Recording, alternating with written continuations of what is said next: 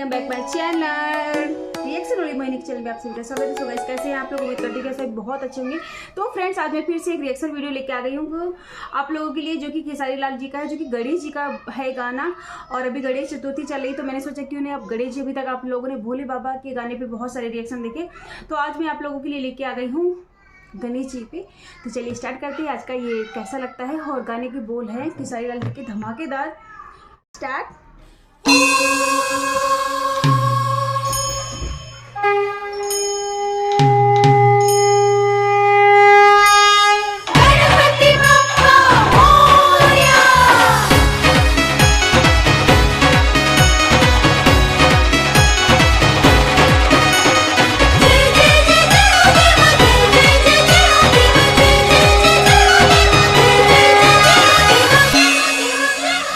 गणपति बप्पा जय गणनायक सिद्धि विनायक सिद्धि विनायक। गणपति बप्पा जय गणनायक सिद्धि विनायक सिद्धि विनायक। विघ्न के हरता मंगल करता, विघ्न के हरता मंगल करता, तुम ही तो हो सब शुभदायक। गणपति बप्पा जय गणनायक सिद्धि विनायक सिद्धि विनायक। गणपति बप्पा जय गणनायक सिद्धि विनायक सिद्धि विनायक।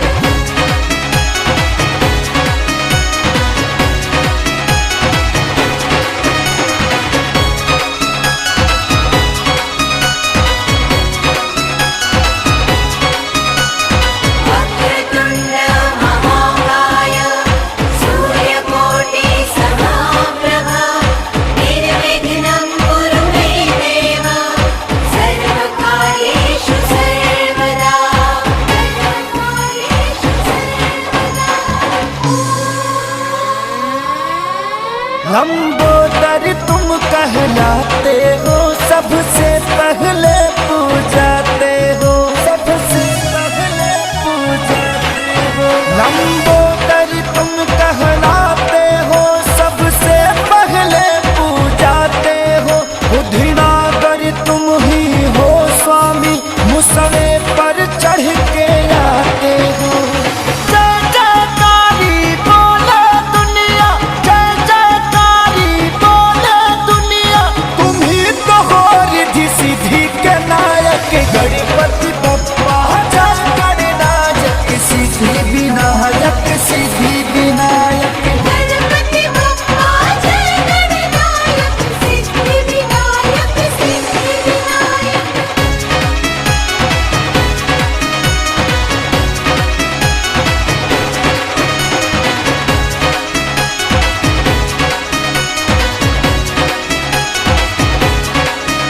ॐ गणपतये नमो नमः सिद्धिविनायक नमो नमः अष्टविनायक नमो नमः गणपति बप्पा मोरया गणपति बप्पा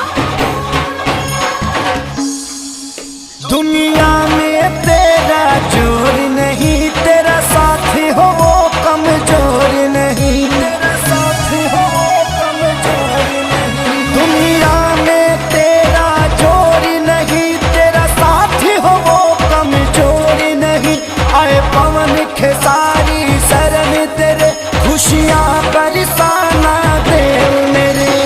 तेरे ही गुण हम गाएंगे, चरण में शीश झुका लेंगे, तुम ही बनाना हमको लायक।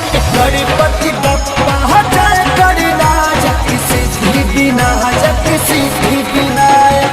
गणपति बप्पा जय गणनायक सिद्धि विनायक सिद्धि विनायक।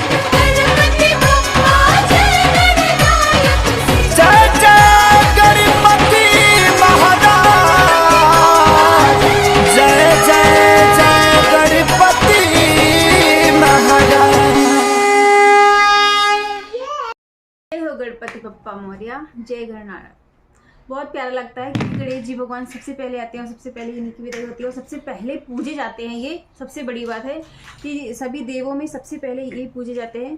तो आप लोग को ये भजन और ये गाना कैसा लगा खेसारी लाल जी का? मुझे तो बहुत सुंदर लगा। तो आप लोग प्लीज़ कमेंट करके मुझे बता दीजिएगा। तो अगर वीडियो अच्छा लगे तो चैनल को लाइक शेयर जरूर कर दीजिएगा, कमेंट कर दीजिएगा। आप लोग कोई भी और भी गाने पे रिएक्शन चाहते हैं मेरे थ्रू तो प्लीज़ आप जी कमेंट करिए। मेरे प्यारे दोस्तों, so bye, take care, love you my